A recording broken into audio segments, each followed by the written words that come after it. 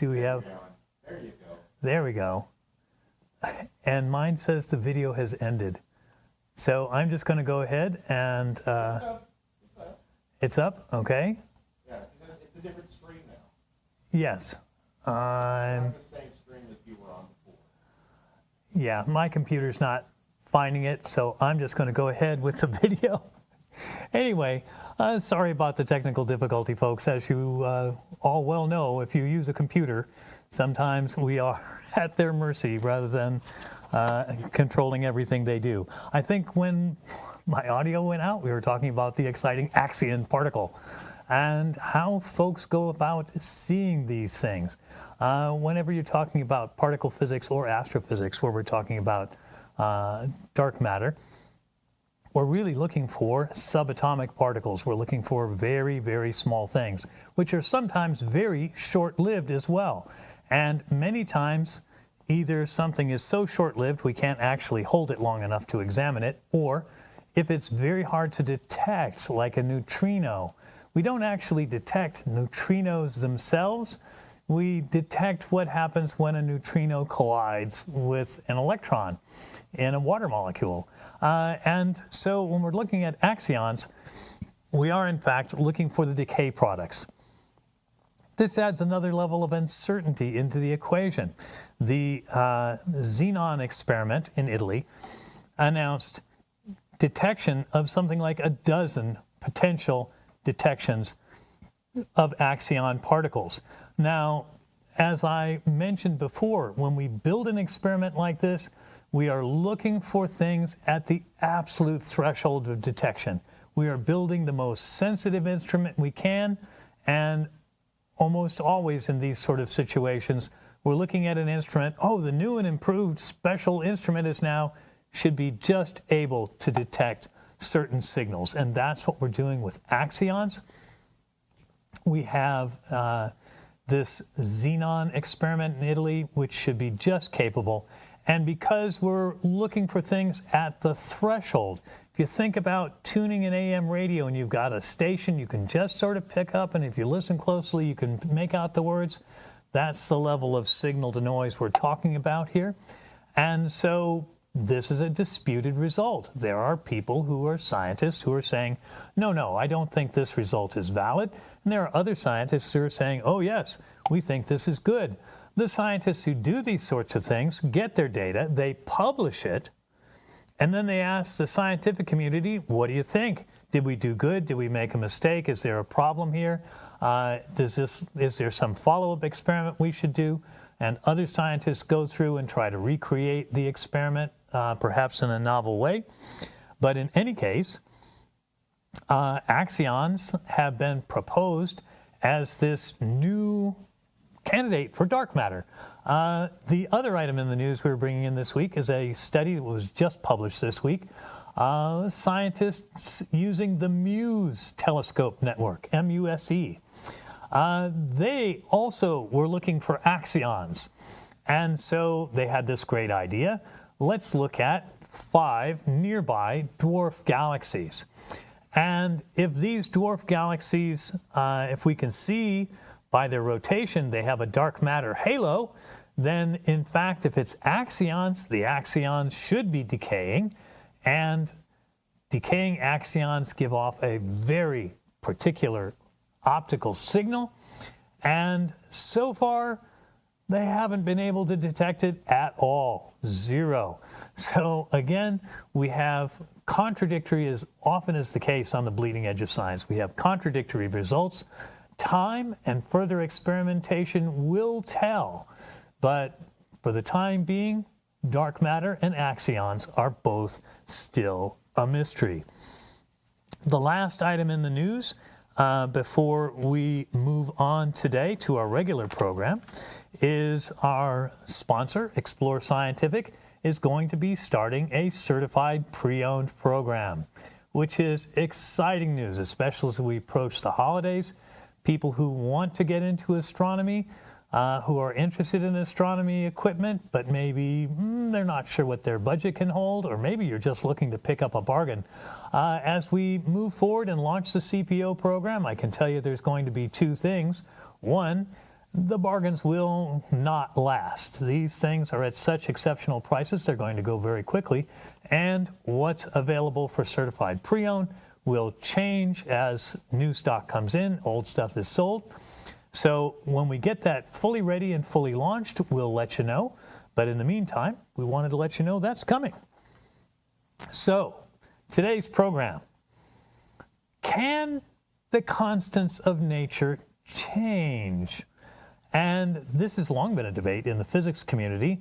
Are constants of nature, things like the charge of the electron, the Planck constant, mass of the proton, the strong force, the weak force, are all these things constant throughout time?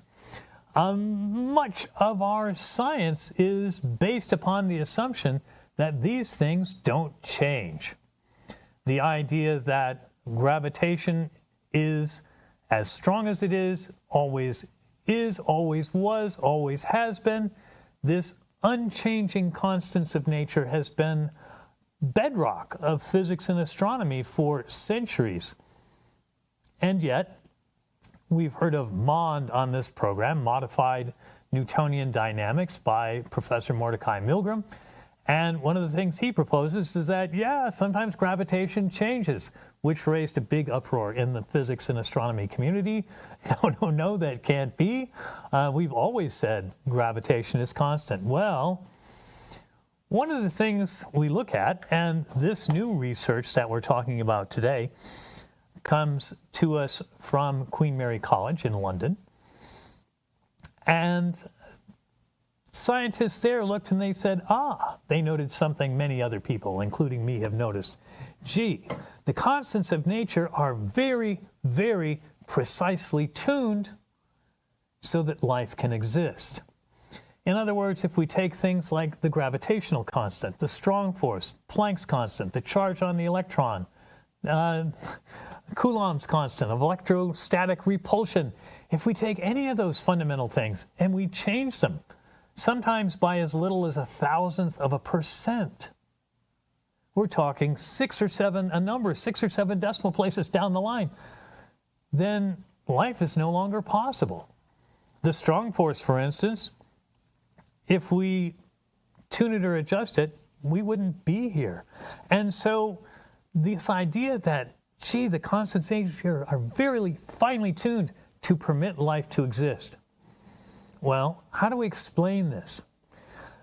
The oldest explanation is from a couple of astronomer and astrophysicists, John Barrow and Frank Tipler, and they are the primary exponents of the anthropic cosmological principle. And we've talked about that on this program before too. The anthropic principle makes several claims. It says, first of all, the fundamental constants are set at the beginning of the universe.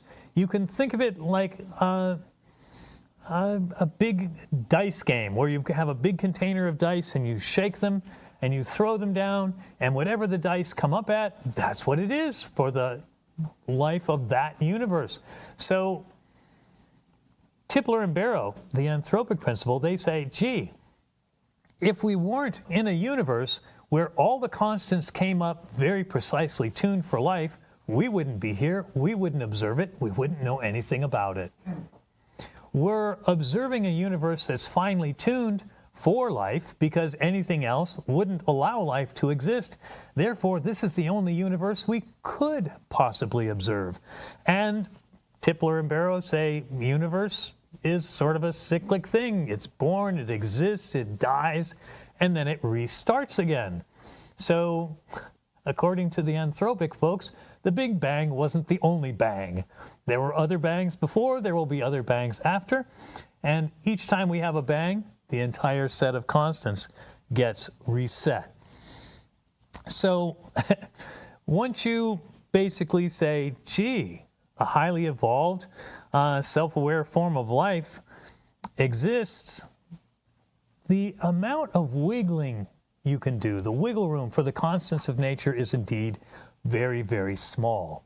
The new theory is from a physicist, so I'm hoping I'm getting this name correct, Kostya Tratchenko, at Queen Mary University in London.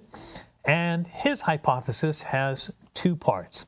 The first, he's primarily a biologist, and he's looking at limits on fluid viscosity. Now, this may seem like a whole long way away from nucleosynthesis of elements and fusion, etc. But in fact, Trichenko says viscosity sets a limit on life. In other words, how readily do fluids flow? Think of a glass of water and a glass of motor oil. Water flows very, very easily, readily, and motor oil does not. We say motor oil is highly viscous, and we say water has a low viscosity. Well, it turns out that if you look at fluid motion in living organisms, things like blood flow, digestion, elimination of waste, all these sorts of things, diffusion of things across cell membranes. Oh, you have blood sugar and cells need it, but you need insulin to transport it. And this transportation of things across membranes basically creates a viscosity limit. If all liquids were the consistency of tar, then life couldn't exist because blood couldn't flow, circulation would be impossible, the exchange, well, just think about what we all learned about how DNA assembles proteins. That requires a fluid medium, and if it's too thick, if it was like corn syrup in the cell, the assembly process would be far too slow for life to exist. It wouldn't work. And Trichenko says that, gee, these constants of nature, things like the charge on the electron, the charge on the proton, the mass of the proton and electron, Planck's constant, these things, says Trichenko, could have tuned themselves later in the history of the universe. The universe didn't necessarily start with these constants at these precise levels. And we talk about how finely tuned these are, the strong nuclear force. When we talk about stars, stars depend on two elements, hydrogen and helium. Both are present in every star. They have to be. Hydrogen is 75% of the mass of the universe. Helium's about 24%. The other things, very small amounts. And so if the strong force were weaker, we wouldn't be able to have helium because we wouldn't be able to assemble the protons to make that atom. And if we can't make helium, obviously we couldn't have nucleosynthesis and go all the way away. But if the strong force were much stronger, what would happen? Then fusion would have been millions of times faster potentially, and all the star-forming material in the universe would have already been used up. And there would be no hydrogen remaining. And if there's no hydrogen remaining, then the whole energy-producing process of stars wouldn't be there for us. So Trichenko, you get down to nuts and bolts, he says there's no need for intelligent design, and there's no need for the anthropic principle, the idea that you just keep rolling the dice until you come up with the answer you want. Kind of the way a 7-year-old plays Monopoly. No, I'm going to roll again. I needed a 7. Trichenko suggests he doesn't call them constants because, of course, if they change, constant isn't the right word. He calls them traits. Okay? What you and I knew in school as constants of nature. He said that they emerge independently and they oscillate or change over time, only eventually becoming fixed. And this is, he says, analogous to a process of biological evolution.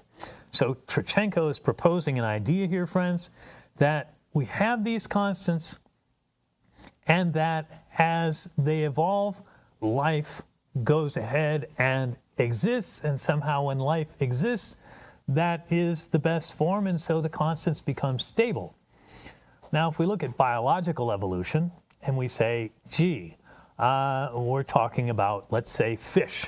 And very early on, Fish were probably all herbivores, but at some point a predator fish developed and successful traits are passed on. If you have a predator fish that swims a little faster, he eats a little better, he reproduces more often, and this is how biological evolution occurs.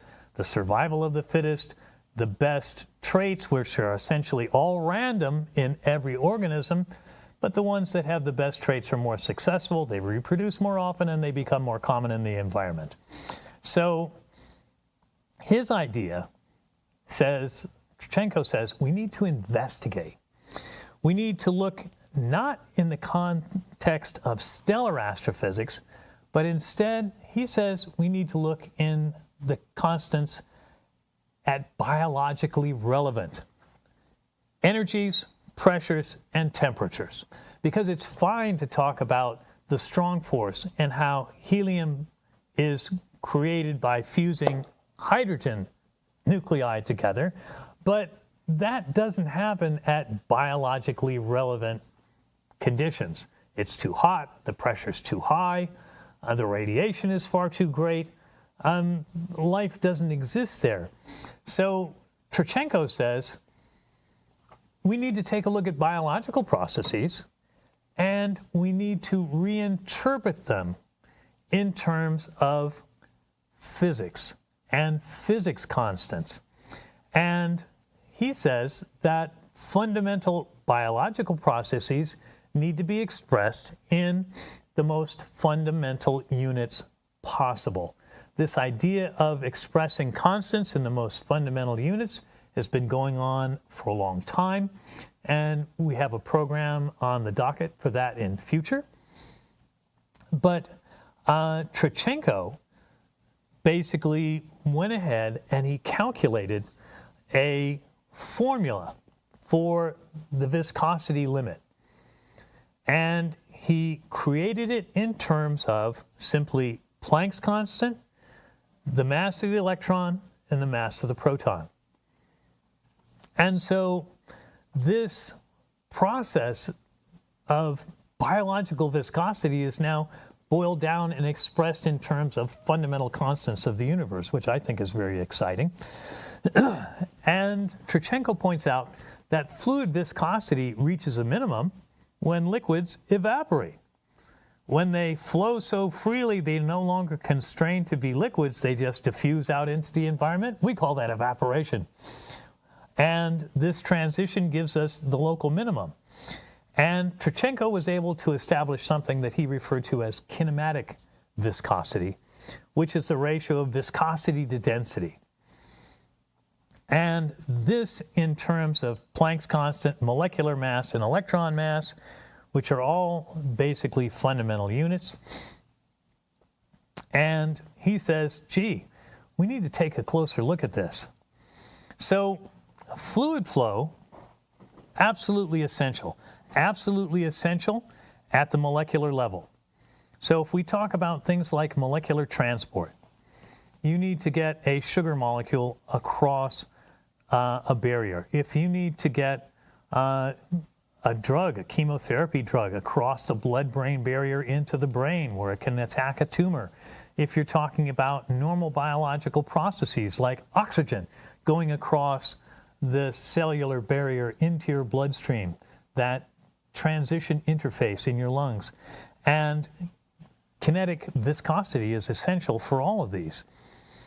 Fluid flow is also absolutely essential for the macroscopic processes. Things like blood flow, digestive processes, all of these things where we have a non-microscopic flow of fluids and materials. And he basically investigated, he said, gee, how do the constraints, the biologic limits, how do those translate into limits on the fundamental constants or traits, if you will, of the universe? In other words, what does biology tell us about the most fundamental concepts and the most fundamental measured quantities in physics and astronomy? essentially, Trochenko said, if we look at all this, kinematic viscosity, dynamic viscosity, and fluid dynamics, he says this sets for us both upper and lower limits for these values. So if our fundamental values are fundamental constants, strong force, charge on the electron, charge on the proton, electrostatic repulsion, all of those, if those allow life, they must allow life within certain limits. Now, this has always been assumed by the anthropic crowd. This has always been assumed by the intelligent design crowd. Oh yes, these values are this way because life exists, and if life exists, the existing values must be the right ones. And people have examined what happens if these fundamental constants change. But they examined it in terms of, will stars burn for the right length of time? Is fusion possible? Is nucleosynthesis possible? Can you have a star that lasts long enough based on the rate of hydrogen burning for planets to form, and for these planets to exist long enough and have a stable environment long enough for life to emerge? We've looked at it like that, but nobody, to my knowledge, has ever gone all the way down to biological processes and then said, okay, if these are the biologic limits, let's work all the way back to the fundamental constants of nature and see, if biology exists, what limits does biology set on these constants? I think this would have been a fascinating study, even without the next step, which Trochenko very boldly takes, that, this universe has life because eventually these constants settle into a value permitting life to exist. Trochenko doesn't take up two questions I consider to be essential here. One, what's the mechanism for this change? If you're going to have fundamental constants changing, what's driving that change? If you have any other change in nature, the brightness of a star, the rotation rate of a galaxy, when corn plants emerge from seed in the ground, whenever you have a change like this with sufficient amount of research, you can trace it back and you can say, these are the causes of this change. This is what triggers this change. This is what drives it. And yet, in Trochenko's theory, there's no mechanism at all for how these constants change. The other fundamental thing is, what's the feedback mechanism? If you're going to tune something until it's perfect, well, you have to know when to stop. If you're tuning a guitar and you're tightening the string, ding, ding, ding, ding, ding, ding, ding, ding, ding, you have to know when you're done. If you have learned how to play and tune a guitar or a stringed instrument, you may have had that situation where you're stringing and tightening the string, ding, ding, ding, and then it snaps. There has to be a feedback mechanism. When you talk about biological evolution, the feedback mechanism is generally who survives, the mechanism of fitness. So if you have fish, guppies, which are born with slightly different shaped size fins, the fitness test tells you when you're done, because the ones that are most fit survive most often and reproduce most often. And so that's how that gene pattern becomes stable in the environment. If you have an unstable gene expression, and a guppy was born with a hugely oversized fins that were too hard to move through the body for its little fishy musculature, and so it couldn't swim very well, and it couldn't eat very well, and mates shunned it because you look strange, your fins are really big, and it dies out without reproducing. That gene is not carried forward. That's the stopping mechanism, the feedback mechanism. And again, if you're talking about a mechanism linking the most fundamental things like charge on an electron, strong force, weak force, Coulomb's constant, electrostatic repulsion, all these crazy things. Well, how does, in fact, biology feed back to these constants to tell them, yes, you've got the right value now? Think about gravitation. Gravitation is one of the universal constant of gravitation is one of the fundamental numbers, the fundamental constants, and gravitation is important. You have to have enough so that clouds of gas and dust will collapse and form stars. It can't be too massive or the stars would have all collapsed, burned, novaed, and gone dead. It would be a dark, dead universe a long time ago. If gravitation was too weak, well, the clouds would never quite collapse enough to start fusion. If gravitation changed, how did biologic life, one, get started, and two, how does it tell the wavering constants of gravity, stop, stop, stop? You're at the right place now. Especially considering these changes on the order of 6 or 7 or 8 or 10 decimal places out. We're talking, a thousandth, a 10,000th of a percent or less. How does biology feed these very, very small and precise changes back into the universe? How do multicellular life forms on a planet communicate with the universe in general and say, hey, turn the gravity down a bit. It's not like a thermostat, is it? You can't adjust the electrics in your house. So you're comfortable, you can do that. But for a multicellular organism to influence the universe, not just even the solar system, but the universe, that's an unanswered problem. But what Trichenko's investigation really proves, or really does show, and convincingly so, is that not just fusion, not just nucleosynthesis or planetary formation depend upon these constants, but actual biological life. The argument in the anthropic principle, the intelligent design principle, has always been something like the constants of nature have been set or occurred randomly, depends on which camp you're in. The constants of nature have been established such that, 1, stars could form. 2, nucleosynthesis could occur. 3, that stars would go nova in a way to spread their synthesized nuclei out into the universe.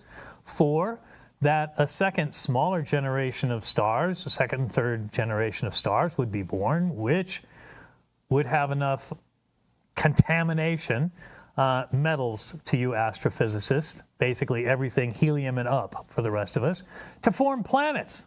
How do you form a rocky planet or a rocky moon on which life can exist unless you can form silicates and oxygen and carbon and all the other fun things that we need? Well, the anthropic and the intelligent design crews have all said the constants were established and then life occurs. Now, the Mond group said, well, yes, constants change. Gravity in particular changes, but it's based on how much mass is involved and how big a space you're looking at. You need to have a lot of mass in a really big space, and then gravity starts to change. Now, people don't like that, but Einstein said much the same thing about relativity. Oh, gee, space-time is flexible, it's bendy. You can warp time, you can warp mass, you can warp distances. But, said Einstein, this new physics only occurs under certain conditions, really extreme amounts of gravity. Big stars, galaxy clusters, things like that, and at really extreme speeds, what we now refer to as relativistic velocities. If you're talking about a baseball or a rifle bullet or even a planet whirling around a massive star at a very close distance, you know what? You're still not talking relativistic velocities, where time and space are substantially warped. Mond says something similar, but Tkachenko goes entirely another step. Tkachenko says that, well, the constants were established, but they're not fixed yet. And that there is a mechanism for change, and the mechanism involves biology.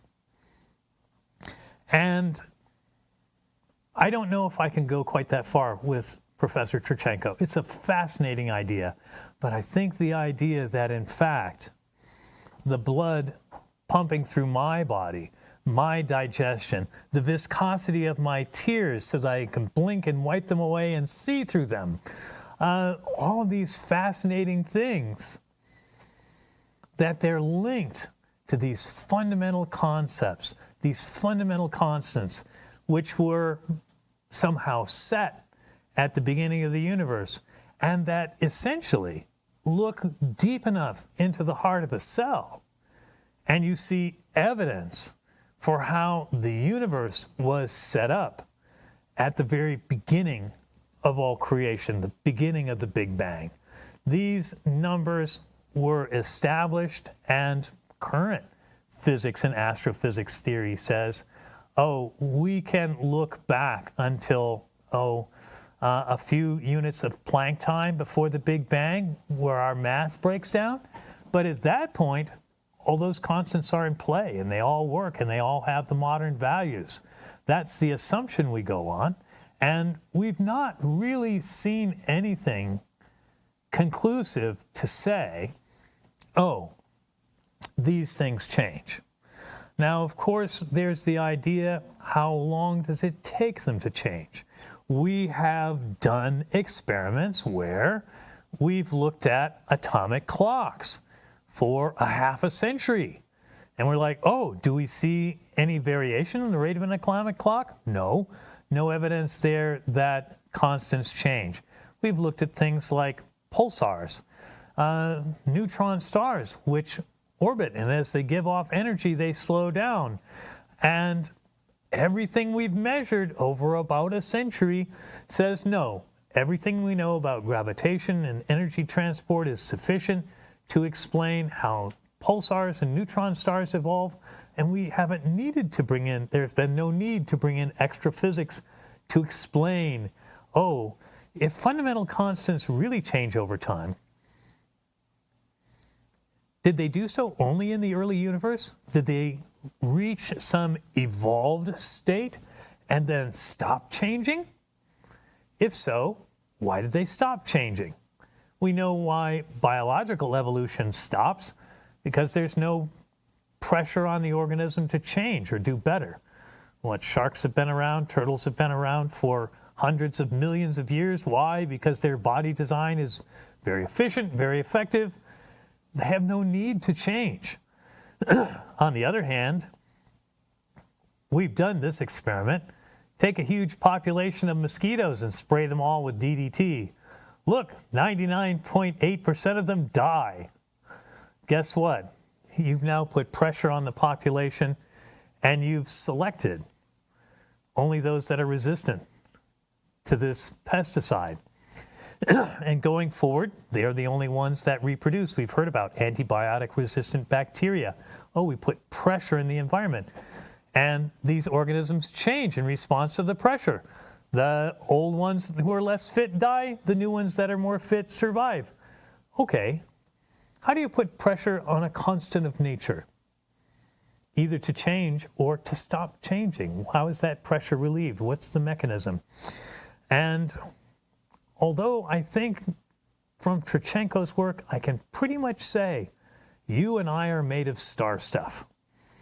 The same fundamental forces that control nuclear fusion at the heart of a star, nucleosynthesis during the instant of a supernova explosion, all of these sorts of crazy things, those constants also control and shape the biological processes that are me, that are you, that are all the myriad organisms of life, animal, plant, fungi, multicellular, microcellular, all of these crazy things. We are all linked to the stars more closely than we think.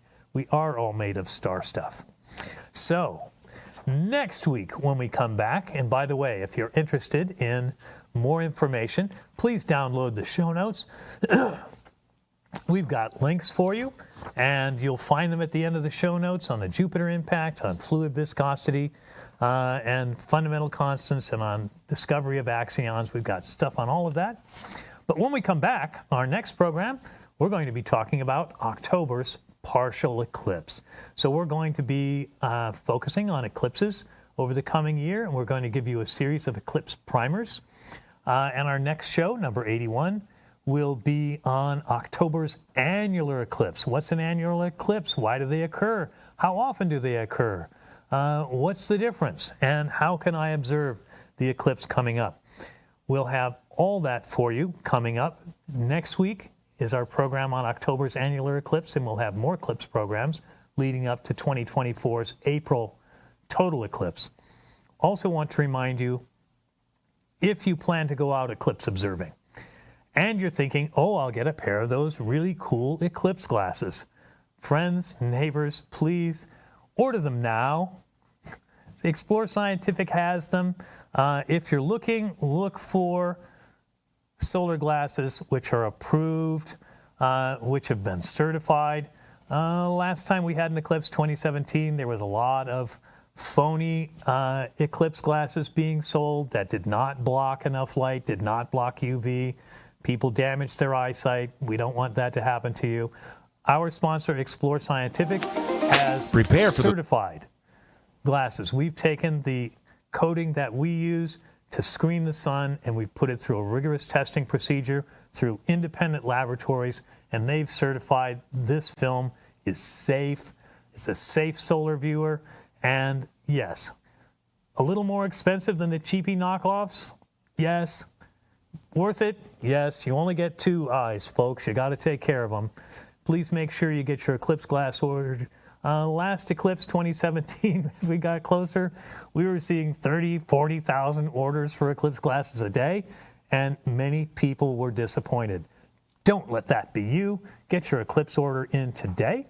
We thank you for showing up and for listening to all our little technical difficulties today, and we'll see you next time on How Do You Know?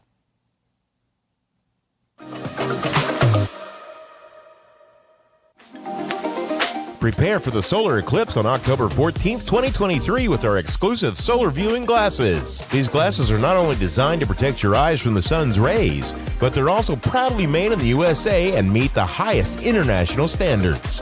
With comfortable temples and stylish black and gold design, you'll be all set to witness the eclipse in both safety and style.